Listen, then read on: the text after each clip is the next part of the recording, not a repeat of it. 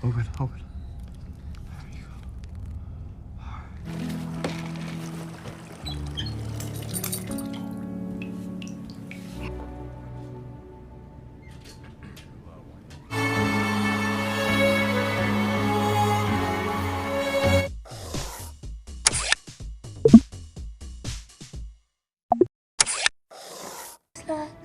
Feels like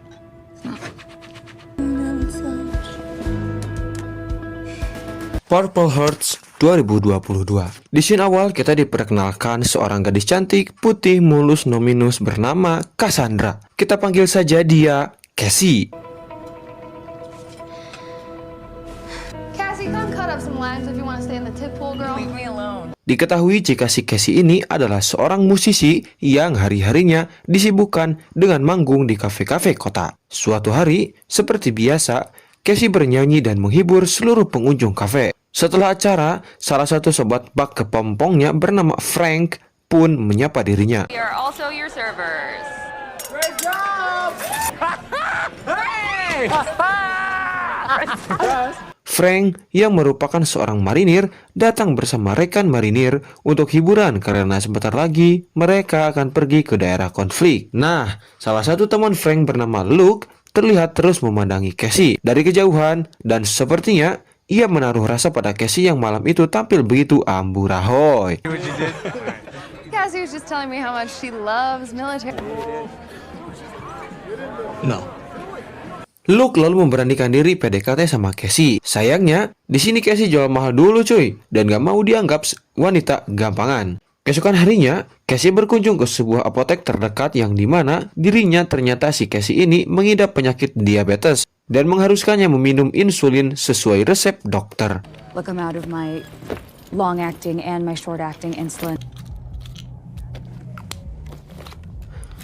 Sayangnya, saat itu jangka waktu asuransinya telah berakhir yang mengharuskannya menebus obat secara cash. Cassie sendiri hanya bisa hokcai bin pelangak-pelongo lantaran dia gak punya uang untuk menebus obat tersebut. $220 for the short-acting, so a little over $500.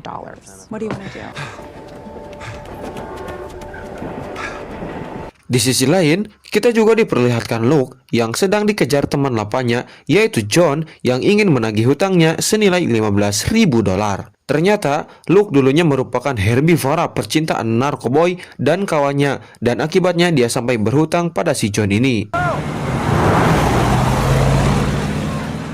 What the hell, John? So it's true, huh? I heard you joined the Marines. Posisi Luke ini sama halnya dengan Cassie yang lagi bokeh dan pusing dengan masalah ekonomi mereka masing-masing. Beberapa hari kemudian, Cassie yang udah pusing cari pinjaman datang ke rumah Frank. Ia sempat kaget karena rupanya Luke juga tengah berada di sana. Cassie lalu mengobrol berdua dengan Frank dan mengatakan semua keluh kesahnya, di mana dirinya udah pusing dengan tebusan obat. Found out 6 months ago that I have diabetes.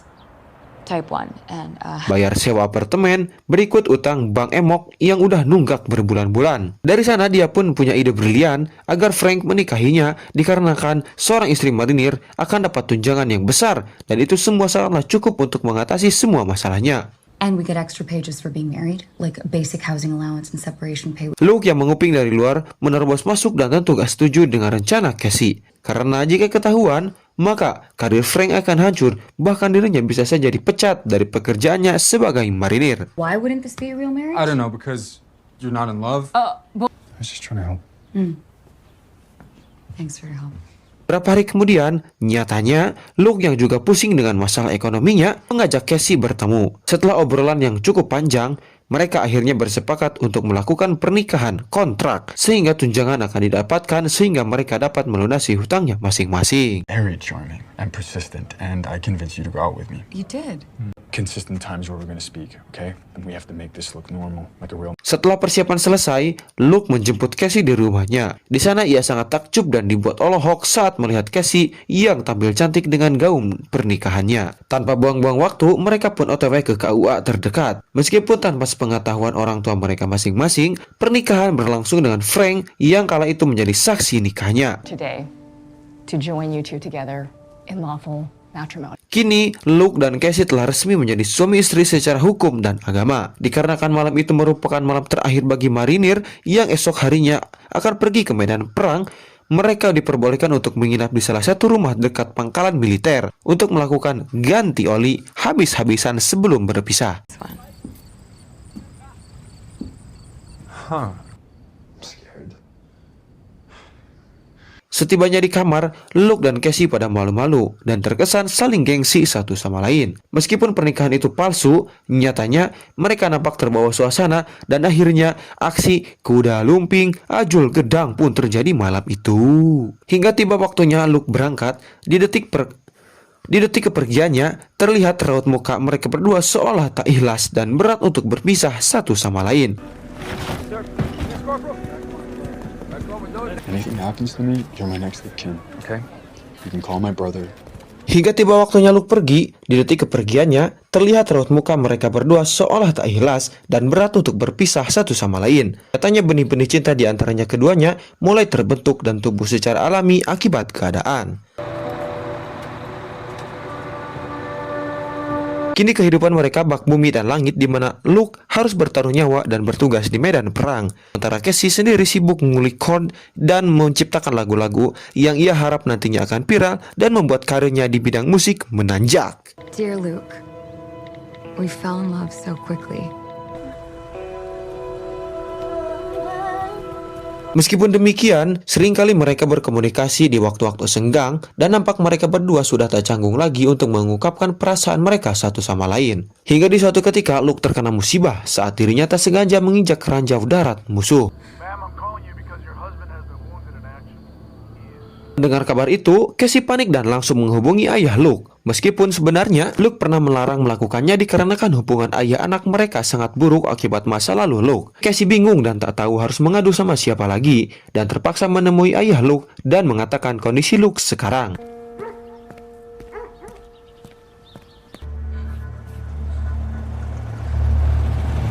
Di awal, ayah Luke syok dan bingung tentang apa yang terjadi. Namun Cassie perlahan menceritakan semua yang terjadi, termasuk dirinya yang merupakan istri dari Luke. Sang ayah mengerti dan menyuruh Cassie masuk ke rumahnya.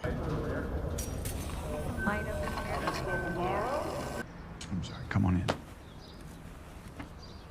Beberapa hari kemudian, selepas operasinya, Luke dipulangkan dan dipindahkan ke rumah sakit terdekat untuk mendapat perawatan lebih lanjut. Tak berselang lama, Cassie berikut ayah dan kakak Luke datang ke rumah sakit. Cassie dan Luke sempat mengobrol berdua dan di sana Luke marah pada Cassie. Sorry, I was just scared for you. You gotta be kidding me, Cassie. Kok bisa gitu? Dia bilang pada ayahnya yang padahal udah Luke larang.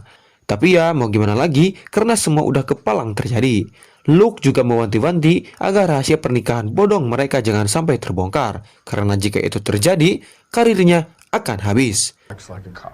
We gotta keep it together a couple months till I get back up my feet. Ketahui pula jika ayah Luke dulunya juga mantan marinir yang seringkali berjuang di daerah konflik. Tak sampai di sana, Luke memberikan kabar yang membuat Cassie shock berat, di mana sobat karibnya yaitu Frank ternyata gugur dalam misi dan nyawanya tak terselamatkan. He didn't make it, Cassie. Singkat cerita, di atas kursi roda, Luke mendatangi pemakaman sahabatnya sambil memberikan penghormatan terakhir padanya. Frank tak hanya merupakan teman seangkatan di satuan militer, melainkan bak seorang saudara yang selama ini menjadi tempat keluh kesah dan tempat kembalinya Luke. Waktu berlalu, akibat luka yang dideritanya, Luke diistirahatkan sementara dari militer dan kini tinggal bersama Cassie di apartemennya. You're a runner too, huh? It's glucose gel.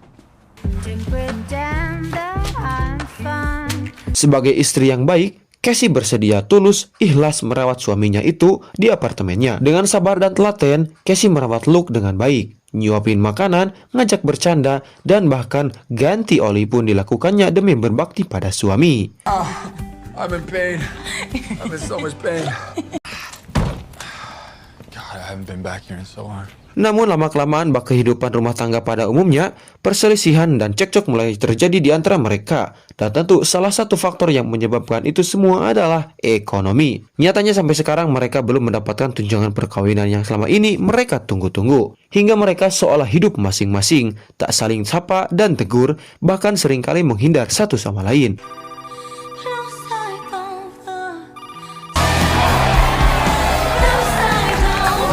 Hingga di suatu malam, Luke terbangunkan oleh suara telepon yang terus berdering yang ternyata itu dari ibu Cassie yang mengabarkan jika rumahnya telah dibobol seseorang. Sebagai mantu yang baik, Luke segera OTW ke rumah sang mertua, diikuti Cassie belakangan yang baru saja habis manggung di kafe. Sesampainya di TKP, Luke langsung memeriksa keadaan dan secara perlahan memasuki rumah. Namun, tak ada seorang pun di sana dan terlihat jika kondisi rumah telah amburadul. Tak lama dari itu, Luke mendapat telepon dan diketahuilah jika peristiwa pembobolan di rumah ibu Cassie ialah ulahnya yang udah dongkol nungguin Luke yang gak juga bayar utangnya. I just watched you introduce yourself to your own mother. John juga mengancam jika Luke tak segera bayar, maka dia tak segan untuk melakukan aksi nekat lainnya termasuk menyakiti Cassie dan keluarganya. Sesampainya di rumah, terlihat Cassie yang nampak begitu pucat dikarenakan kesibukannya ditambah dengan obat yang belum juga ia dapatkan. Okay, all right, hang on to me. Okay. Beruntung, saat hampir jatuh, Luke segera menangkap Cassie dan langsung memberikan obat dan membuat Cassie baikan dan akhirnya tidur di pangkuan Luke. Keesokan paginya, dengan muka serem ala-ala militer, Luke pergi dari rumah secara diam-diam. Rupanya dia menemui John dan bermaksud membuat perhitungan dengannya. This is everything I owe you. We're done. Setelah puas menghajarnya, Luke lalu melunasi semua utangnya dan menyuruh John untuk pergi menjauh dari kehidupannya. Namun sekembalinya ia ke rumah, terlihat Cassie yang udah uring-uringan sembari ngemas barang-barang miliknya. Rupanya Cassie udah tahu jika kejadian di rumah orang tuanya beberapa hari yang lalu adalah ulah kenalannya Luke. You must have, right? That's why you said that you'd pay for the damages? Can you let me explain? Yes! Cassie sendiri sangat kecewa pada Luke yang tak bicara jujur sedari awal yang berakibat nyawa ibunya dalam bahaya. Saking kesalnya, Cassie pun meminta cerai pada Luke lalu pergi dari apartemennya. I need you. I don't need you. Dari sana kehidupan dua insan ini jadi galau dan seolah separuh nyawa mereka telah lenyap. Luke sendiri memutuskan untuk pergi dari apartemen Cassie sembari mengenang kisah percintaan mereka berdua. Lalu beberapa hari kemudian pernikahan fiktif mereka nyatanya telah diketahui oleh ayah berikut pihak militer yang membuat mereka akan menjalani sidang. You said that you two have a fake marriage in order to get benefits. Is this true? Singkat cerita, hari persidangan pun tiba. Di sini, Luke mengakui semuanya termasuk pernikahan fiktifnya dengan Cassie. Akan tetapi dengan gentlenya, dia tak melibatkan Cassie dalam kasus ini. Dan mengatakan jika dirinya lah yang telah memaksa Cassie agar mau berbohong demi tunjangan tersebut. BAH and FSA pay in violation. Yang padahal kita sendiri tahu jika hal itu adalah kesepakatan mereka berdua. Atas kesalahannya itu, Luke harus menanggung akibatnya dengan dipecat secara tidak hormat dari satuan militer dan bahkan mendapat hukuman penjara selama 6 bulan lamanya. Discharged for bad conduct. You will report for your 6-month. Beberapa hari kemudian, ternyata lagu ciptaan Cassie viral di jagat maya yang membuatnya seketika menjadi terkenal. Bahkan lagunya itu sering kali diputar di radio-radio ternama, warteg-warteg, angkot-angkot, dan sering pula dibawakan oleh pengamen di lampu merah. Hey Luke, you ready? Sorry to say, but it's time. Tak ayal, di konser pertamanya, penonton pun membludak dan sempat membuat Cassie sedikit tegang. Namun dia berhasil mengatasi itu semua berkat mengingat kenangannya bersama Luke. Setelah konser tersebut, Cassie menyadari jika cita sejatinya memanglah Luke. Maka dari itu, setelah konsernya selesai, dia buru-buru pergi menemui Luke yang akan menjalani hukumannya. Just give me a minute.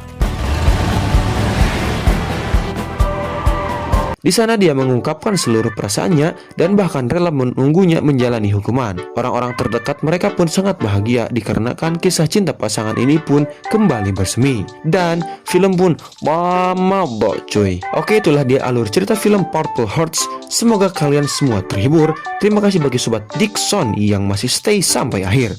Sampai ketemu di alur cerita film selanjutnya. Bang Dickson beserta seluruh tim pamit dan adios amigos permios ngaleos.